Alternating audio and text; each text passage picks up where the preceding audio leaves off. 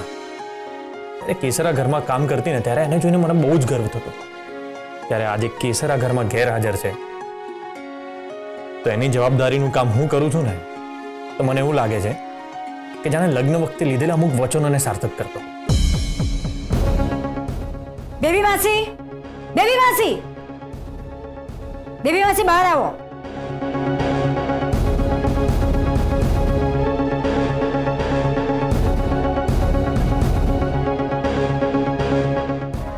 Baby માસી, તમારું માથું, પગ કે શરીર કંઈ પણ દુખે ને તો તમારે ડોક્ટરને બોલાવવાના, અમને હેરાન નહીં કરવાના, સમજ્યા?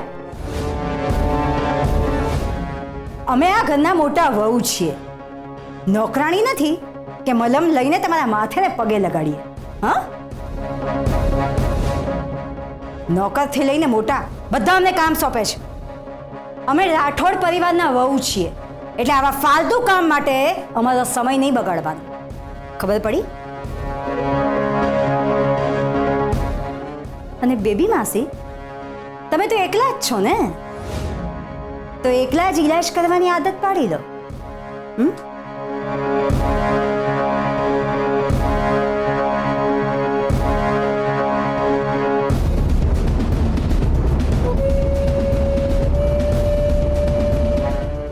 તું અહીંયા મારા માથે શું ઊભો છે? હા, જા તારું કામ કર. જી.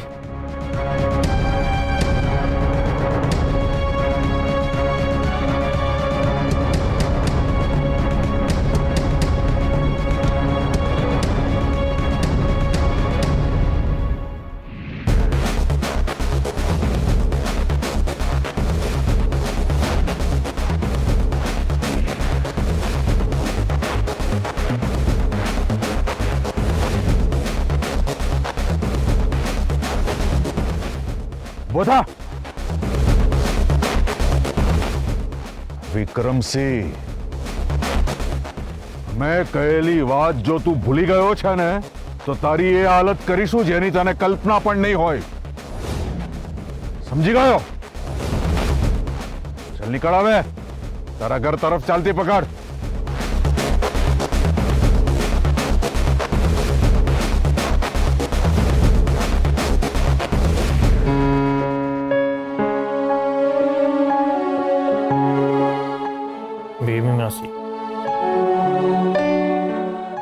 વેદિકા ભાભીની વાતનું ખોટું લાગ્યું? ખબર નહીં વેદિકાને મારી સાથે શું અણગમો છે. હું જેટલું એની સાથે સારી રીતે રહેવાનો પ્રયત્ન કરું છું ને એ એટલી જ મને ધૂતકારે છે. ઘરની મોટી વહુ સમજીને હું એને કંઈક કહું તો એને એમ થાય છે કે હું એને કામ બતાવું છું, અને જો કંઈ નથી કહેતી તો એને એમ થાય છે કે હું એના ઘરની સદસ્ય ગણતી જ નથી. આજે મને જરા ઠીક નહોતું લાગતું, સખત માથું અને પગ દુખતા હતા, એટલે મને એમ થયું કે વેદિકા બહુને કહું કે મને બામ લગાવી આપે. મારી કેસરા ઘરમાં હોત ને તો મારે વેદિકા બહુને કહેવાની જરૂર જ ના પડી હોત, અને મારે તો કેસરને પણ કહેવાની જરૂર ના પડી હોત. તે મારો ચહેરો જોઈને જ એને ખબર પડી જતી હોય છે કે મને શું થયું છે. એ જાતે જ બામ લઈ આવત, મારા માથે લગાવી આપત, પગે લગાવી આપત, અને અધૂરામાં પૂરું એની વર્ડ સાંભળવી પડત એ અલગથી. અને મને ધમકાવીને કહેત, બેબી માસી તમે જ વરસાદમાં પલડ્યા હશો એટલે જ તમને આ પગ અને માથું દુખે છે. તમે જરાય તમારું ધ્યાન નથી રાખતા. આવો મીઠો ઠપકો આપતી હોત મારી કેસર. બેબી માસી, ટાઈમ પ્લીઝ.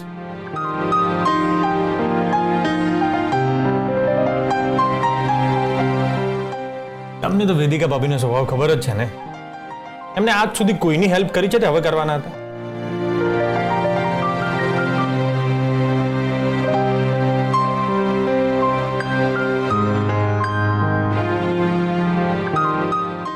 તમને શું લાગે છે કે કેસર એકલી જ બામ લગાવી શકે છે? હું ના લગાવી શકું?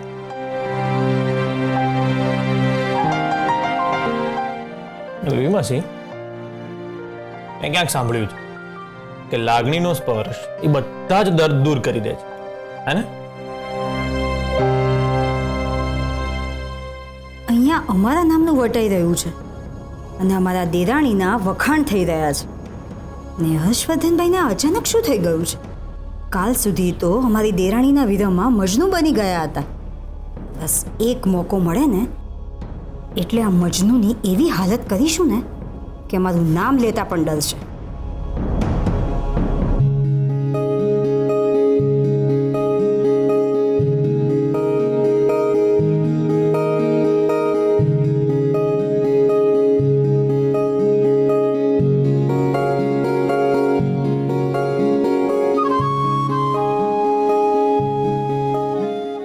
પોતાનાઓનો સ્પર્શ તો ભલભલી પીડાને અગાડી નાખે છે.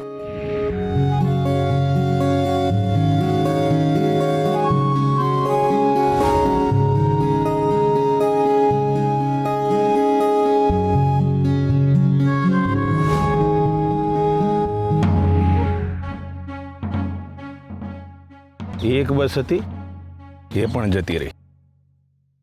હવે છેક આગળથી બીજી બસ પકડવી પડશે. હે ભગવાન, શું હાલ થયા છે આ ખાનદાની માણસના.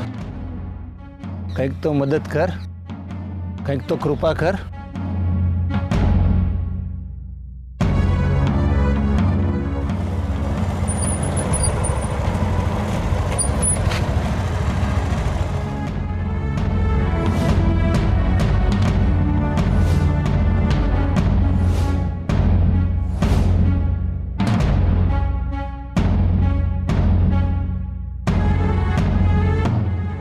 અરે અર્જુનસિંહ, તમે જો, હું તો ડરી જ ગયો હતો. ખરું કહેવાય, આમ પાછળથી તમે મને ઓળખી ગયા કેવી રીતે? અને આવીને તરત બાઇક ઊભું રાખી દીધું. દીકરીનો બાપ છે ને ગમે ત્યાંથી ઓળખાઈ જાય. હે બોલો, ક્યાં જાઓ છો? ઘરે. હા તો ચલો, હું પણ ઘરે જ જાઉં છું, મૂકી જાઉં તમને. તમે સમજ્યા નહીં અર્જુનસિંહજી, હું તમારા ઘરે નહીં મારા ઘરે જઈ રહ્યો છું. અરે હા, તો હું પણ મારા નહીં તમારા જ ઘરે જઈ રહ્યો છું. હા, ઘરે? હા, એમાં શું છે કે હું કેસર બાબીને મળવા ગઈકાલે જવાનો હતો, પણ મારા ઢાબા પર જઈને થોડી બબાલ થઈ ગઈ એટલે ના જઈ શક્યો. પણ અત્યારે કેસર બાબીને મળવા તમારા ઘરે જ જઈ રહ્યો છું, એટલે બેસી જાઓ. અરે આપણો રસ્તો અને મંજિલ એક જ છે. ના ના અર્જુનસિંહજી, તમે મારી ચિંતા ના કરો, હું મારી રીતે ઘરે જતો રહીશ. હું તો તમને પણ કહું છું કે તમારા ઢાબા પર બબાલ થઈ જાય ને તો તમારું ત્યાં હોવું બહુ જરૂરી છે.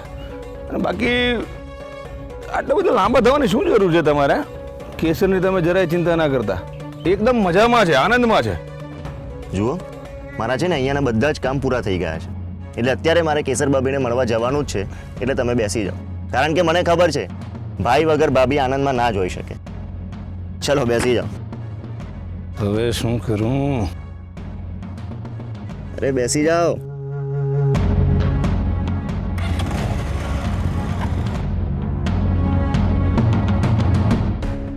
બચાવો.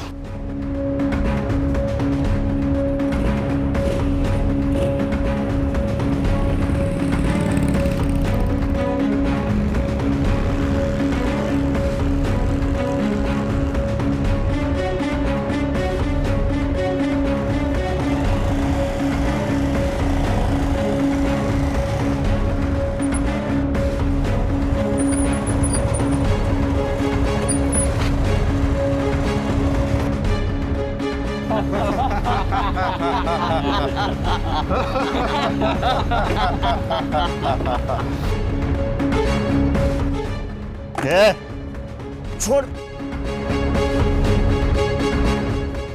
બહુ નાટક થયા વિક્રમસિંહ, અમારા રૂપિયા તું એમ નહીં આપે. આજે તારી એવી ધુલાઈ કરીશું કે અમારા તો શું પણ બધાના રૂપિયા ચૂકવી દઈશ.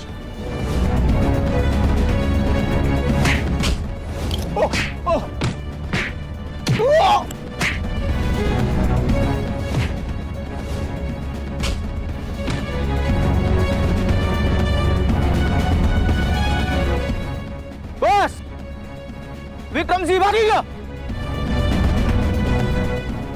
આને ઉઠાવો.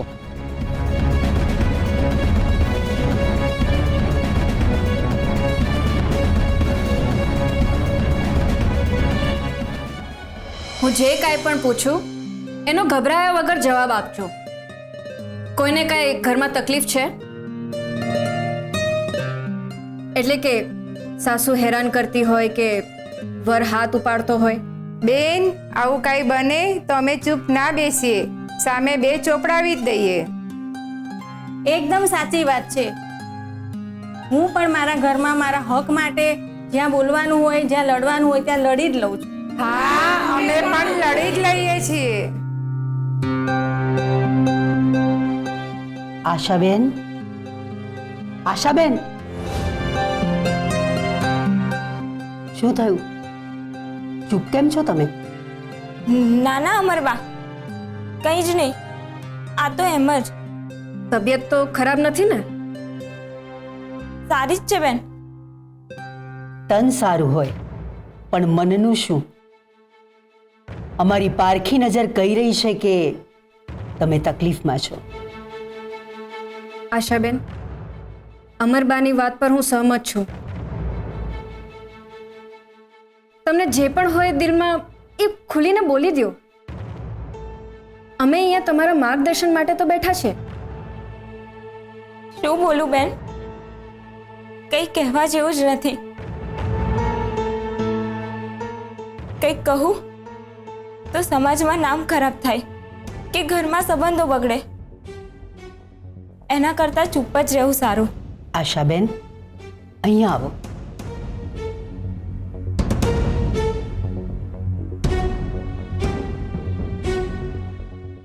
આશાબેન, ચૂપ રહેવાથી તકલીફનું નિવારણ નહીં આવે.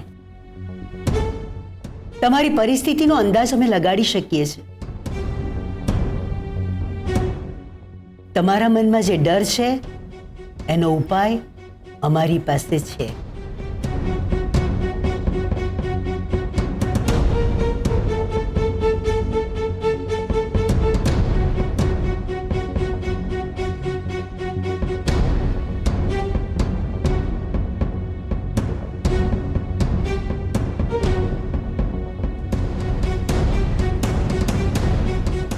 ₹181 અભયમ.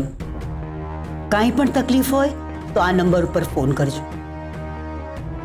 તમારે કોઈને કહેવાની જરૂર નથી. તમને તરત જ મદદ મળી જશે અને તમારું નામ પણ ગુપ્ત રહેશે.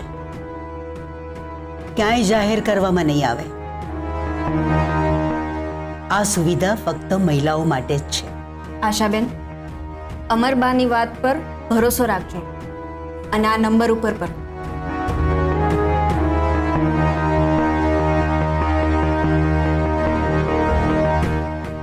હલો,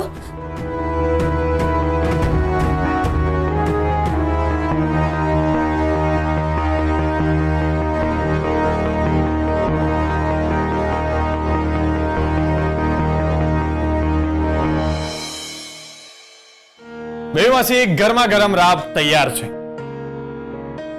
લો, આ તમે કીધું ને એવી રીતે મેં બનાવવાનો ટ્રાય કર્યો છે. તમે ચાખો અને મને કહો કે બરાબર બની છે કે નહીં.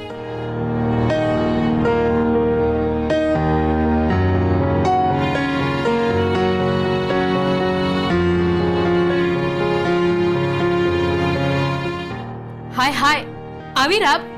સોરી, બરાબર નથી બની. લાવો, હું ફરીથી બનાવી આવું છું. હાય હાય, કેસર જેવી જ રાબ બનાવી છે. સાચે? અદ્દલ કેસરના હાથનો ટેસ્ટ છે.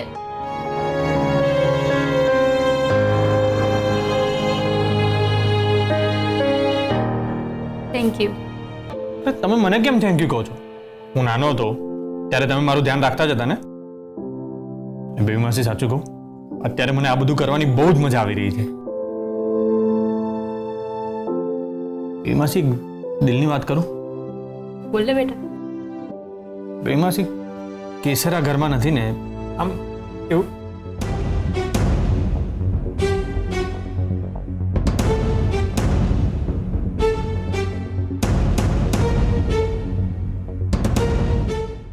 પ્રમોદ, અમને કોફી મળશે કે પછી બેબી માસીની જ સેવા થશે આ ઘરમાં?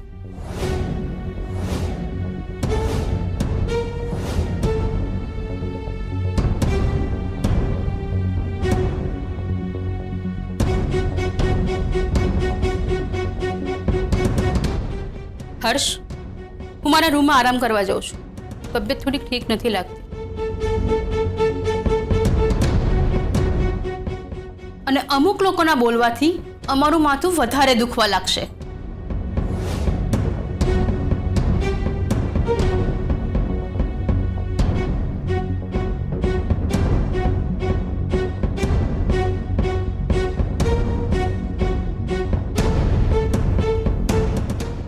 પ્રમોદ, કોફી લાવતા આટલી વાર? રાત તો ફટાક દે કે આવી ગઈ હશે. રાત તો નાના શેઠે બનાવી હતી. નાના શેઠે મારા હાથ પર મલમ લગાડી દીધો, ઘરનો સામાન લાવવાનું લિસ્ટ પણ બનાવી દીધું. સવારથી પગ વાળી નથી બેઠા. બસ, વધારે વખાણ કરવાની કોઈ જરૂર નથી. અંદર જા અને તારું કામ કર. જી.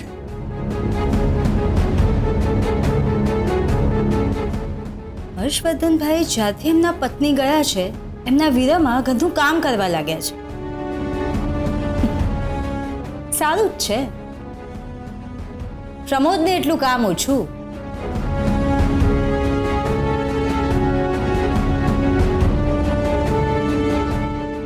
યસ, મળી ગયો મોકો હર્ષવર્ધનભાઈને સબક શીખવાડવાનો. બહુ શોખ છે ને ઘરના કામ કરવાનો. તો હવે અમે એમની પાસે એવું કામ કરાવીશું કે મજા આવી જશે. બિચારા હર્ષવર્ધનભાઈ.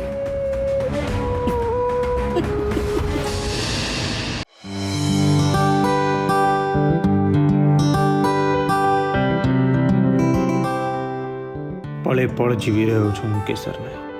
એના દરેક કાર્યને હું જીવી રહ્યો છું. હવે ધીરે ધીરે એવું લાગે છે કે હિંમત આવી રહી છે મારામાં કેસરનો સામનો કરવાની. અરે નાના શેઠ, એ દાળનું પેકેટ અહીંયા મૂકવાનું છે, આ સામાન સાથે. અરે હું તો ભૂલી જ ગયો. પ્રમોદ, તને ખબર છે આ ગરીબો ક્યારે છે? હા, દર વખતે નાના શેઠાણી સાથે હું જ જાઉં છું ગરીબોને દાળ ચોખ આપવા માટે. તો આ વખતે હું તારી સાથે આવું તો વાંધો નથી? જો મારા હાથ પર મલમ ના લગાડી હોત ને તો વાંધો હતો. કેવું છે હવે હાથ પર? નાના શેઠાણીની ભાષામાં કહીએ ને તો એકદમ તબલા તોડ. નાના શેઠાણી ક્યારે આવશે? બહુ જ ચાલ. જો કે વાંધો નહીં, ભલે થોડા દિવસ એમને મમ્મીને ત્યાં રહેતા.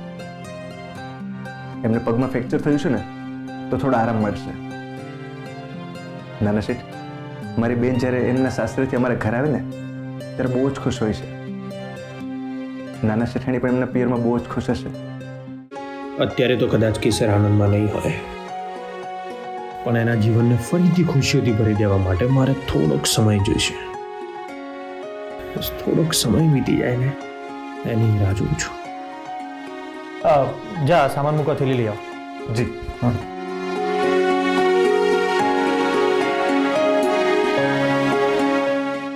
કેસર, આઈ લવ યુ. 181 અભયમ. કાંઈ પણ તકલીફ હોય તો આ નંબર પર ફોન કરજો.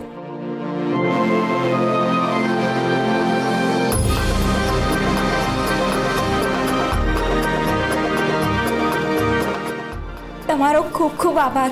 નંબર આપ્યો એ કામ લાગ્યો ને? હા અમરબા, બધું સુખરૂપ પાર પડી ગયું. તો હવે તમારી બીક નીકળી ગઈ ને? હા. 181 અભયમ. આ નંબર મહિલાઓની સુરક્ષા માટે છે. હંમેશને માટે યાદ રાખજો. કોઈને પણ ત્યાં કોઈ પણ તકલીફ, શારીરિક, માનસિક કે કોઈ પણ પ્રકારનો જો ત્રાસ હોય તો 181 અભયમ આ નંબર પર ફોન કરી તમારી મુશ્કેલીઓ જણાવજો. આ સુવિધા ગુજરાત સરકાર તરફથી ફક્ત મહિલાઓ માટે ઊભી કરવામાં આવી છે. તો હવે બધાને નંબર યાદ રહેશે ને? 181 અભયમ. ગુડ.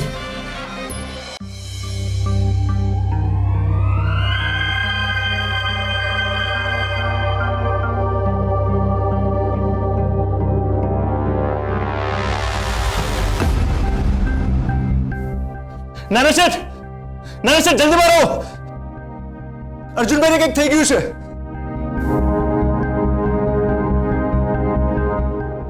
અર્જુન